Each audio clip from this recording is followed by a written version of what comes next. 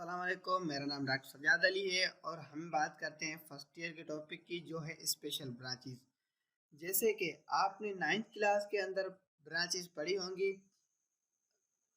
किसी भी living organisms की हम एक्सटर्नल स्टडी करते हैं, इसे हम मॉर्फोलॉजी कहते हैं।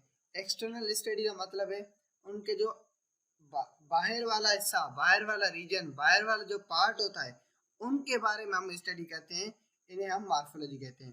इस तरीके से दूसरी डेफिनेशन है, किसी भी लिविंग ऑर्गेनिजम्स की हम इंटरनल स्टडी करते हैं। इंटरनल का मतलब जो अंदर वाला रीजन, अंदर वाला हिस्सा जो है, अंदर वाले हिस्से की जो हम बारे में बात करते हैं, उन्हें हम एनाटोमी कहते हैं। जैसे कि किसी भी लिविंग ऑर्गेनिजम्स, उनके फंक्शन और उनकी स्ट्रक्चर, बिहेवियर के बारे में अगर हम स्टडी करते हैं तो उन्हें हम फिजियोलॉजी कहते हैं। इस तरीके से एक और डेफिनेशन है जो है सेल बायोलॉजी। एक और ब्रांच है जिसे हम कहते हैं सेल बायोलॉजी। किसी भी हम सेल के बारे में या उनके ऑर्गेनल्स के बारे में हम स्टडी करते हैं, उन्हें हम सेल बायोलॉजी कहते हैं। इस तरीके से एक और आपने ब्रांच पढ़ी होगी जिसका नाम है एम्ब्रियोलेशन।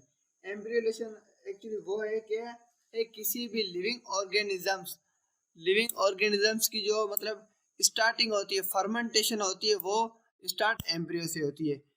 कुछ वो ब्रांचेस थी और इनसे थोड़ी मतलब मुख्तलिफ और डिफरेंट ब्रांचेस जो है यहाँ पर फर्स्ट ईयर के अंदर है।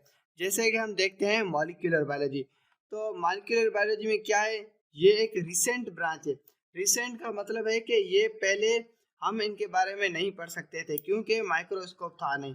इसके बाद जब माइक्रोस्कोप आया तो क्या आया, वो जो लाइट माइक्रोस्कोप आया। लाइट माइक्रोस्कोप से हम प्रॉपर सेल की स्टडी नहीं कर सकते और मॉलिक्यूल्स की क्या करेंगे।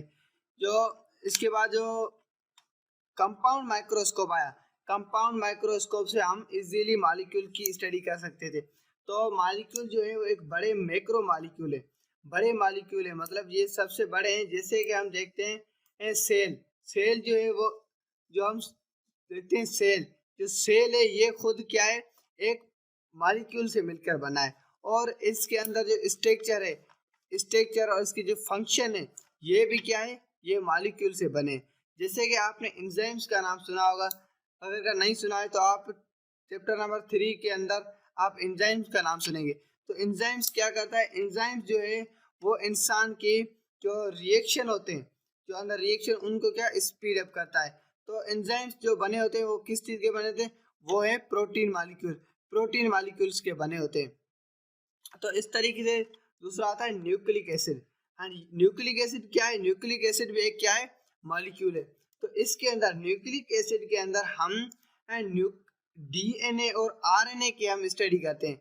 डीएनए आरएनए किस तरीके से करते हैं कि जो डीएनए होता है वो न्यूक्लिक एसिड के अंदर क्या करता है, वो जो है वो जेनेटिक इंफॉर्मेशन देता है। और आरएनए का जो इसके अंदर काम है वो है वो उनकी डुप्लीकेट कॉपी बनाता है।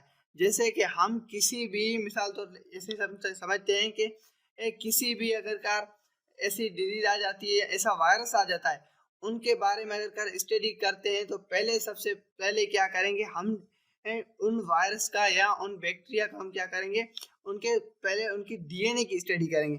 अगर हमें उनके डीएनए का पता चल गया तो हम उनके बारे में सिंपली कोई ना कोई हल निकाल लेंगे। तो इसके बाद दूसरी ब्रांच है माइक्रोबायोलॉजी। माइक्रोबायोलॉजी वो ब्रांच है जो हम अपनी आंख से नहीं देख सकते। वो लिविंग ऑर्गेनिजम्स जिनको हम अपनी आंख से नहीं देख सकते और माइक्रोस्कोप की मदद से हम उनकी स्टडी करते हैं, तो उन्हें हम माइक्रोबायोलॉजी कहते हैं। जैसे कि वायरस हो गया, बैक्टीरिया हो गया और प्रोटोजोआ हो गया। वायरस क्या है, एक छोटा सा है जो हम उनके अपनी आंख से नहीं देख सकते। बैक्टीरिया वायरस से भी छोटा है और बैक्टीरिया से छोटा जो है प्रोटोजोआ है। प्रोटोजोआ जो है वो इस तरीके से जो ये है कि पहले ये जो था ये एनिमल के अंदर रखा गया था और जो सारे एनिमल थे वो क्या थे, मल्टी सेलुलर थे। एक यही एनिमल है जो क्या है, यूनिसेलुलर है। तो इसको अलग निकाल दिया और इसको अलग किंगडम के अंदर रख दिया, जिसका नाम दिया प्रोटोजोआ। और दूसरी आ जाती है पैथोजेनेटिक फंजाई। पैथोजेनेटिक फंजाई वो होती है जो ये हार्मफुल फंजाई होती है, ये क्या डिजीज काज करती है। ये बहुत ही खतरनाक होती है। तो ये हम अपनी आंख से नहीं देख सकते और इसकी स्टडी हम करते हैं माइक्रोस्कोप के जरिए। तो माइक्रोस्कोप के जरिए कहते हैं, तो इन्हें हम सिंपली माइक्रोबायोलॉजी कहते हैं। इसके बाद नेक्स्ट जो हमारी ब्रांच है वो है एनवायरमेंटल बायोलॉजी। एनवायरमेंटल बायोलॉजी हम स्टडी करते हैं एनवायरमेंट इफेक्ट की। एनवायरमेंट इफेक्ट किस तरीके से, जैसे कि आप देख सकते हैं कि इन्वायरमेंट की वजह से लिविंग ऑर्गेनिजम्स के ऊपर क्या इफेक्ट पड़ते हैं। जैसे कि हम देखते हैं कि टेम्परेचर टेम्परेचर जब हमें टेम्परेचर जब बढ़ता है तो क्या होता है, जो बड़े जो लोग होते हैं, जो बड़ी उम्र के होते हैं, उनका क्या होता है, बीपी हाई हो जाता है। और दूसरी बात है कि हम जो जो दूसरे ममालिक में रहने वाले हैं, वो अगर कर किसी टेम्परेचर जिस कंट्री में ज़्यादा है उसके अंदर आ जाएंगे तो उनका क्या होगा, उनके कलर के ऊपर क्या होगा, इफेक्ट पड़ेगा। इस तरीके से दूसरी अगर कार वेदर चेंज होती है तो भी लिविंग ऑर्गेनिजम्स के ऊपर इफेक्ट पड़ता है। तो इन सारों की हम स्टडी करते हैं, उन्हें हम एनवायरमेंटल बायोलॉजी कहते हैं।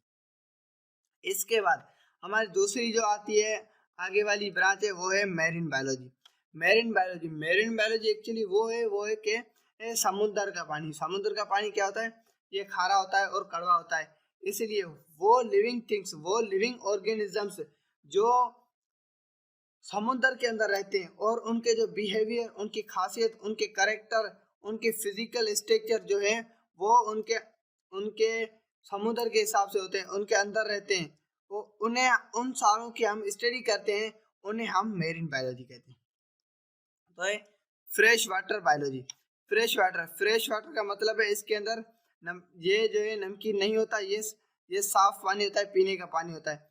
तो इसलिए ऐसे लिविंग ऑर्गेनिजम्स जो जो क्या करते हैं, साफ पानी के अंदर रहते हैं, उनकी जो खासियत, उनकी बिहेवियर उन साफ पानी में होती है, तो उनके बारे में हम स्टडी करते हैं, उन्हें हम फ्रेश वाटर कहते हैं। इस तरीके से दूसरी है पैरासाइटोलॉजी।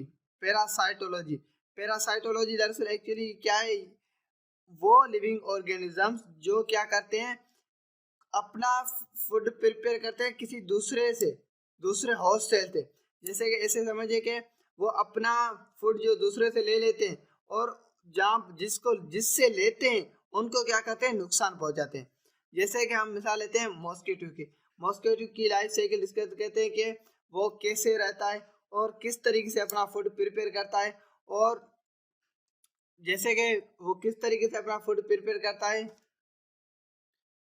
तो जो मॉस्किटो है एक्चुअली जो जहाँ भी जिस भी एनिमल के ऊपर रहता है वहां से क्या करता है, वो वहां से ब्लड एब्जॉर्ब करता है और अपना फूड ले लेता है। लेकिन जिस एनिमल के ऊपर रहेगा उन्हें क्या करेगा, उन्हें वो नुकसान पहुंचाएगा। इस तरीके से मोड ऑफ ट्रांसमिशन का मतलब है कि कोई भी डिजीज कैसे ट्रांसफर होती है। जैसे कि हम देख सकते हैं कि अगर कार एक को अगर कार इंजेक्शन लगता है और वही नीडल किसी दूसरे को लगता है, तो अगर कार इसको लगा, इसके अंदर क्या है, किसी भी डिजीज का इन्फेक्शन है, तो जिसको दूसरे को लगा उनके अंदर भी इन्फेक्शन हो जाएगा। और दूसरी बात है ब्लड जो हम देते हैं किसी को, अगर कार जो देने वाला है उनके ब्लड में कोई किसी भी डिजीज का इन्फेक्शन है, तो वो उनके अंदर जिसने लिया उनके अंदर भी डिजीज कास हो सकती है। इसलिए इन सारों के बारे में हम स्टडी करते हैं, इन्हें हम पैरासाइटोलॉजी कहते हैं। और इसके आगे वाली ब्रांच है ह्यूमन बायोलॉजी। वो है हम स्टडी करते हैं किसे, ह्यूमन की, जिसके अंदर इवोल्यूशन, एनाटोमी और फिजियोलॉजी, हेल्थ वेरिएंट। एवोल्यूशन क्या है, एवोल्यूशन एक्चुअली वो है कि पहले जो एनिमल थे वो किस तरीके से, मतलब चेंजिंग, उनके अंदर चेंजिंग आती गई, अब जो है वो बहुत ही चेंजिंग है। और एनाटोमी की हमने अभी भी बात की है कि हम इंटरनल स्टडी करते हैं किसी भी लिविंग ऑर्गेनिज्म की, अगर का इंटरनल स्टडी करते हैं, इन्हें हम एनाटोमी कहते हैं। और फिजियोलॉजी किसी भी उनके फंक्शन की, उनकी बिहेवियर, उनकी स्ट्रक्चर की अगर कार हम स्टडी करते हैं, उन्हें हम फिजियोलॉजी कहते हैं। और हेल्थ अगर किसी की सेट होगी तो वो क्या होगा, वो हेल्दी होगा, सेहतियाब होगा। अगर कर हेल्थ सही नहीं होगी तो वो क्या होगा, वो बीमार हो जाएगा, उनके ऊपर कोई ना कोई डिजीज का असर होगा। तो इन सारों की अगर हम स्टडी करते हैं वो आ जाती है ह्यूमन बायोलॉजी के अंदर। आगे जो हमारी है वो है social biology. Social biology actually वो है कि हम सोशल इंटरेक्शन की बात करते हैं। सोशल बायोलॉजी वो है कि हम सोशल इंटरेक्शन की बात करते हैं। सोशल इंटरेक्शन की हम किस तरीके से बात करते हैं, जैसे कि हम कैसे कह सकते हैं कि अगर का एक स्पीशीज है जिसके अंदर क्या है, उनके अंदर इंटरब्रीडिंग करने की एबिलिटी है, वो उसको सेक्सुअल सेक्स करने की एबिलिटी है कि वो एक ऑफ स्प्रिंग जैसा जैसा दूसरा प्रोड्यूस कर सकती है। तो उन्हें हम उनके बारे में अगर हम स्टडी करेंगे तो उन्हें हम सोशल बायोलॉजी कहेंगे। और दूसरी आती है बायोटेक्निक्स। ये भी एक मॉलिक्यूलर बायोलॉजी की तरह रिसेंट बायोलॉजी है जिसके अंदर हम स्टडी करते हैं सबसे इनका जो बायोटेक्नोलॉजी का जो वजूद आया था वो तो बहुत ही सालों से पहले था कि हम यीस्ट से क्या करते थे, दही बना लेते थे। तो इसलिए तो ये क्या है, ये अभी जो आजकल जो है टेक्निक बहुत ही इम्पोर्टेंट काम आ रही है डिजीज को ट्रीटमेंट करने के लिए। जैसे कि हम जो जैसे किस कोई भी डिजीज होती है, अगर का उनका जो हम इलाज करते हैं, उनका इलाज करते हैं वो क्या करते हैं, वो टेक्निक्स की मदद से करते हैं। अगर का अल्लाह ने कर किसी की जो है किसी को इन्फेक्शन पड़ जाता है, जो बाजू में अगर बाइक से एक्सीडेंट हो जाता है, तो फिर वो फौरी क्या करता है, वो चेक करवाता है, एक्सरेज के जरिए वो चेक होता है। अब एक्सरेज क्या है, वो भी बायोटेक्नोलॉजी है। और जो हम आजकल जो मेडिसिन बन रही है, एंटीबायोटिक्स बन रहे हैं, वो भी क्या है, वो बायोटेक्निक्स की मदद से बन रहे हैं। तो इन सारों के बारे में हम स्टडी करते हैं, इन्हें हम बायोटेक्नोलॉजी कहते हैं। तो यही आज का जो हमारा टॉपिक था। इंशाल्लाह नेक्स्ट क्लास के अंदर हम दूसरा टॉपिक डिस्कस करेंगे।